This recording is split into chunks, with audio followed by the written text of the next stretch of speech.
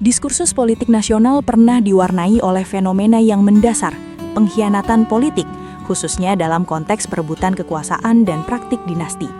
Kita menyaksikan bagaimana seorang figur yang pernah diagung-agungkan sebagai representasi rakyat jelata, kini dicap telah mengoyak janji, bahkan konstitusi, demi kepentingan keluarga. Ini memunculkan pertanyaan kritis, di mana letak garis batas etika dalam politik? Kita akan merangkum pandangan mendalam dari seorang tokoh intelektual, Kang Sobari, yang membongkar titik balik perubahan dukungan dari pendukung militan menjadi pengkritisi kelas 1. Ia menyoroti bahaya ketika ambisi pribadi mengalahkan prinsip-prinsip luhur bernegara. Inti dari permasalahannya adalah, pertama, upaya melegalkan inkonstitusionalitas demi melanggengkan kekuasaan. Kedua, menguatnya kultus individu yang membelenggu nalar kritis. Dan yang ketiga, pentingnya membangun kekuatan politik yang berbasis nilai, bukan berbasis orang. Melalui analisis ini, kita akan memahami konsep political liberation yang disuarakan untuk membebaskan politik dari pamrih dan ambisi sempit. Tetaplah bersama kami, karena pemahaman ini adalah modal utama menjadi warga negara yang militan dan tercerahkan. Menurut analisis, titik balik kemarahan dan kekecewaan para pendukung berpusat pada satu momentum krusial, pencalonan anak dari pemimpin yang menjabat sebagai wakil presiden. Ini dipandang bukan sekadar intrik politik biasa, melainkan pengkhianatan terhadap hal yang paling mendasar dalam hidup bernegara. Konstitusi, sebagai perjanjian luhur, dirobek dan dilegal-legalkan demi memuluskan jalan dinasti politik. Kang Sobari secara tegas menyatakan bahwa hal ini menunjukkan ketiadaan kemampuan mawas diri dari seorang pemimpin. Inilah yang dalam ungkapan orang Solo disebut kowe metik wing pakerti, yang berarti Anda memetik buah dari tingkah laku Anda sendiri.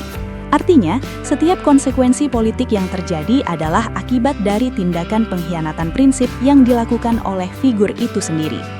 Tindakan ini mengkhianati janji-janji luhur yang telah dicanangkan, sekaligus menghindari tanggung jawab atas perkara hukum yang mungkin muncul di kemudian hari. Ini adalah indikasi nyata bahwa kepentingan pribadi telah diletakkan jauh di atas kepentingan bangsa dan negara.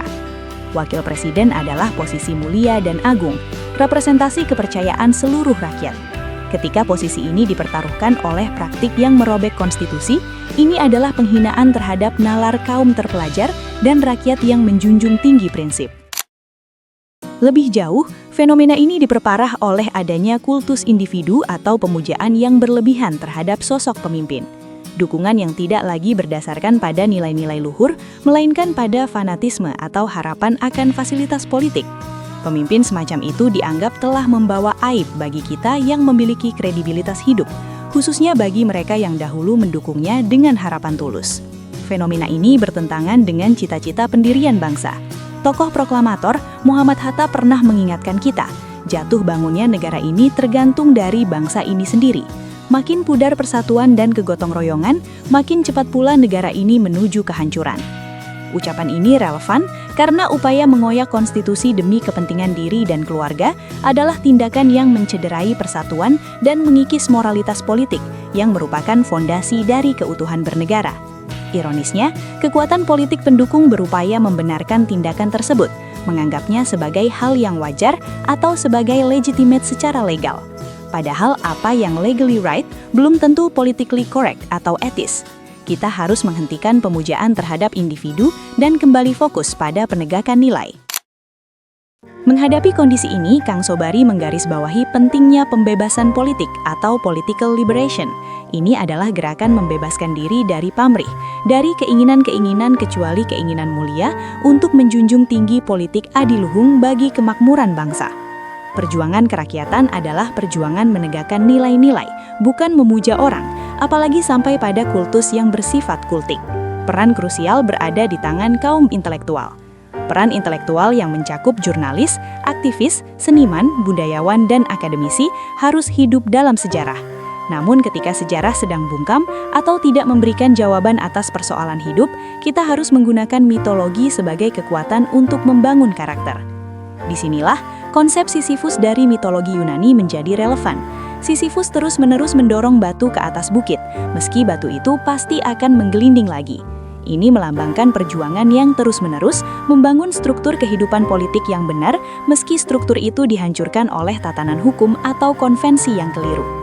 Perjuangan ini adalah ideologisasi kaum marhaen revolusioner, rakyat militan yang ingin berubah dan tidak takut melawan istana.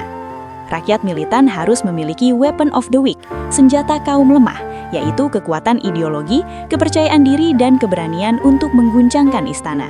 Perubahan mendasar tidak boleh hanya menjadi milik satu orang, melainkan menyangkut begitu banyak kekuatan pendukung. Kita harus terus maju, dorong lagi, karena karakter bangsa dibangun dari keteguhan memegang nilai, bukan dari ketundukan pada individu. Wassalamualaikum warahmatullahi wabarakatuh.